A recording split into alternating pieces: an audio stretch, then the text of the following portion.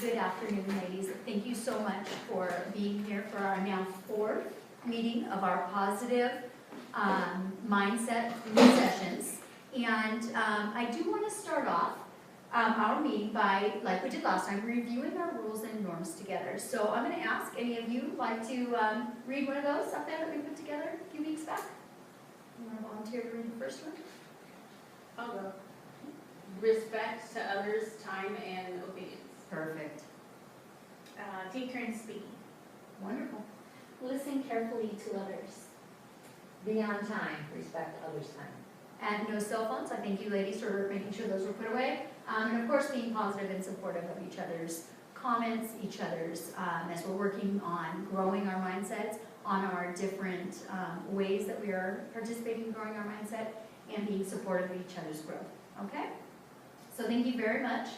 As we continue our look at mindset this week and growing our mindsets, I just kind of came across this week, and I just wanted us to start off by thinking about this quote that I found by Henry Ford. It says, "Whether you think you can or you think you can't, you're right." So I just want you to take a second, kind of ponder what Henry Ford's saying there, and if anybody has something they'd like to share or something they thought about when they heard that quote right there, go ahead and share it with the group. It's your mindset. If you think you can do it, then you're gonna probably be able to do it, or you'll figure out a way to do it. Okay. Right, and if you can't, you keep telling yourself you can't, pretty soon, yeah, you won't be able to do it, because you convince yourself and others around you too that you can't do that, and then you don't do it. Good. Ladies, do you agree? Yes. Good. Wonderful. So we had a little bit of homework from our last session. I gave you a little piece of paper, and we've been working on changing our words, changing our mindsets, and I see that all 4 of you brought your homework in today, and I appreciate that. You wrote some stuff down. And what we were assigned to do on your little papers, your little brain, with your change of word, change your mindset. We talked last week about fixed mindsets and how we defined that, and the words we use that would be fixed in our mindsets.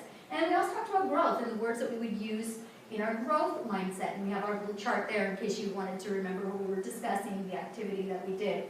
And your homework for this last week was to consider your fixed mindset in class or in situations, pause to reflect, and then purposely change your mindset and your words. So some of you wrote down, and if we can just take turns sharing out, what was it that you were fixed on, that you purposely paid attention to, and then you made the decision to change your mindset and your words to a growth mindset. So anybody who'd like to start? Well, I always am struggling in my Spanish class. You know, it seems like everyone else is getting it but me, so it was kind of like I can't do it. But then I just told myself, you know, that I can. And I asked the girls next to me to explain it and how they got it. And when I heard another student explaining it, that I was able to get it. And I really did understand. Okay, so you were able to, like we were talking about last week, go from that fixed mindset into a growth mindset by telling yourself you could. Yes. I got stuck on a math problem. Math has always been a challenge for me. So I told myself that I could do it and stopped all of my negative thoughts. Okay, very good. Amanda? So kind of like Anna Karen, I have some difficulty in math, and right now I'm really frustrated with proofs in geometry. So I was ready to say I can't do this, and I was ready to give up, but I stopped and I said, this is hard, it's difficult, but I can do it, and it's just going to take some work. And so I just kind of started looking at things differently. I also am having problems with math. It's my most difficult subject, and I got really stuck on a problem, and I just wanted to quit. But instead of quitting and giving up, I went and I asked the teacher for help. I said, I don't understand this. I told her I needed help, and then she was able to help me walk through the whole problem, just the 2 of us. And so I was able to understand to do my homework. Very good. So we all get into those situations, and I'll tell you my personal story for this week. I was having trouble getting a computer program to work, and I'm not very tech savvy. So I got very frustrated, and I told myself, okay, I'm done. I can't do this. I'm not technologically literate, and I'm just going to stop right here. And I thought to myself, I can do this. I I just have to take the time to learn it. And that's not always easy when you're in that learning situation to admit you need help. So I went on and for the first time, I YouTubed something and I learned how to open this application in the computer. And it was, once I did it and I taught myself that and changed my frame of mind and I was able to teach myself something, I really felt proud. I felt proud that I was able to get to that point, and I felt very, very, very proud and a sense of success that I thought was really powerful. So I wanted to share that with you, that I too have these moments where I have to change my mindset and change my frame of reference in order to get out of that like learning, what they call a learning pit. So that in mind, like I said learning pit, and that kind of leads us into our next discussion, is this idea of when we're learning that sometimes we get these words in our mind, these fixed mindsets. And all of yours were classroom examples. When you're in the learning process, it can be tough. It's something that sometimes can be frustrating when you don't know something. It can be intimidating when you don't know something. So I found this little video that I thought was really interesting. I'm going to take a second just to pull it up. So give me 1 minute. Pull up this little video that's simply called The Learning Pit. He does a wonderful job at explaining this little. He's a great artist too. So here we go. Michael Jordan is a very famous and successful basketball player. In fact, the most successful North American athlete of all time. He holds the NBA record for the highest regular season scoring average and highest playoff scoring average. He came from humble beginnings, and to get where he did, he needed to be focused and to work hard. But to do this, and above all else, he needed to be resilient. To be resilient means to be able to withstand or recover quickly from difficult conditions. He once famously said, "I've missed more than 9,000 shots in my career. I've lost almost 300 games. 26 times I've been trusted to take the game-winning shot and missed. I've failed over and over again in my life, and that is why I succeed." He recognises that failure is a necessary part of success. Without failing, you can't learn, because it's when we're confused, when things go wrong, when we hit a problem and don't know how to fix it, the real, deep and powerful learning begins. To help illustrate this idea, it's useful to think of this as a visual metaphor called the learning pit. First, we're faced with a problem. Given a task or introduced to a new idea, we may feel apprehensive or worried that we may not be able to do it. It's at this point that we have to leap into the pit. The only way to resolve the problem is to move forward, jump in and have a go. Sometimes this can take guts and determination.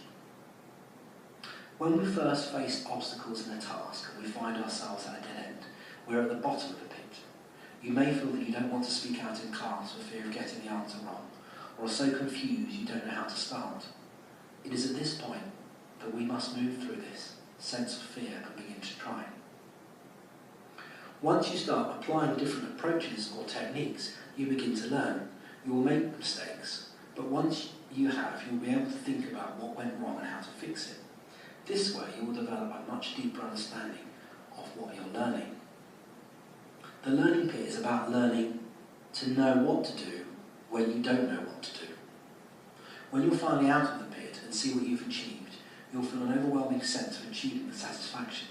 But even more important than this, you will have developed resilience, which will continue to help you long after you've left school. The next time you face a learning problem, go on, jump in. So I'm going to pause that and give you a second to kind of think about what he was mentioning there.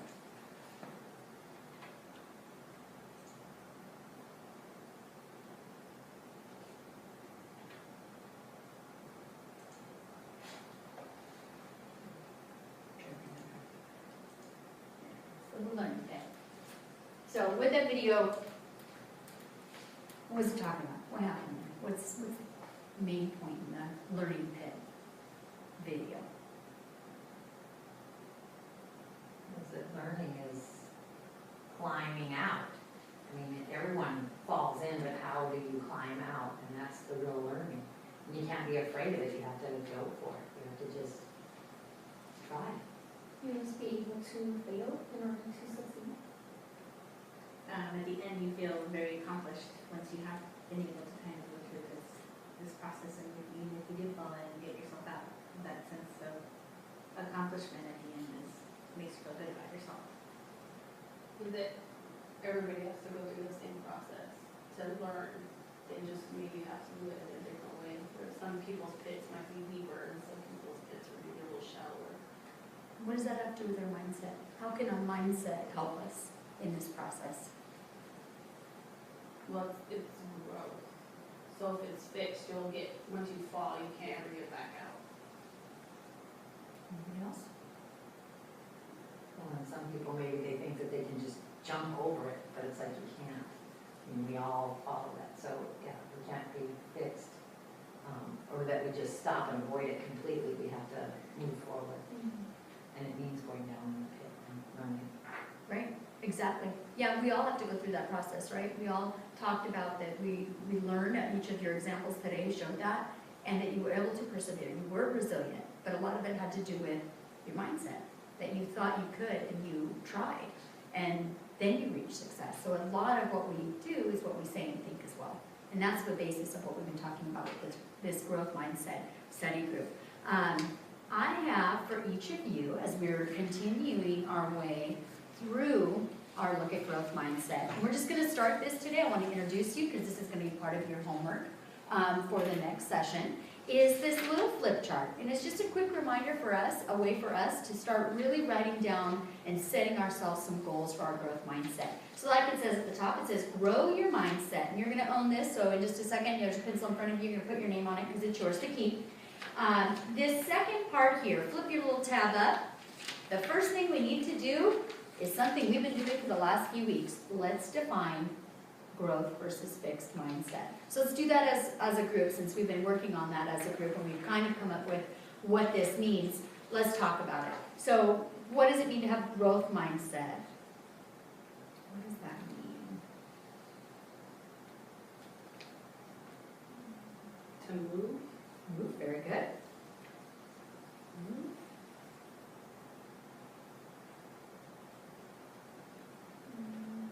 Things like you can. Okay.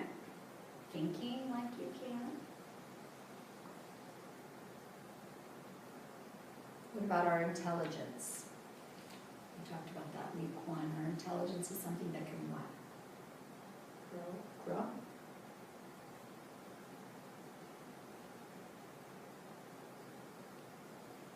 Okay, what about our fixed? Stuck. Stuck. Not changing. Not changing.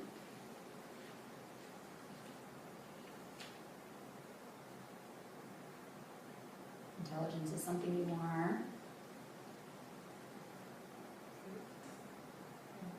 You're fixed with, born with.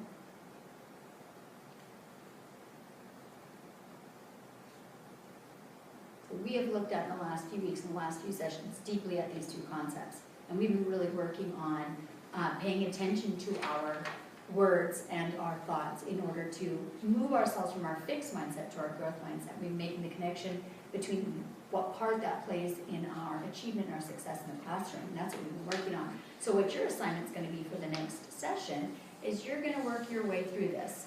And this flip chart allows you to kind of go a little bit deeper into that and how it relates to you personally and your success and your goals.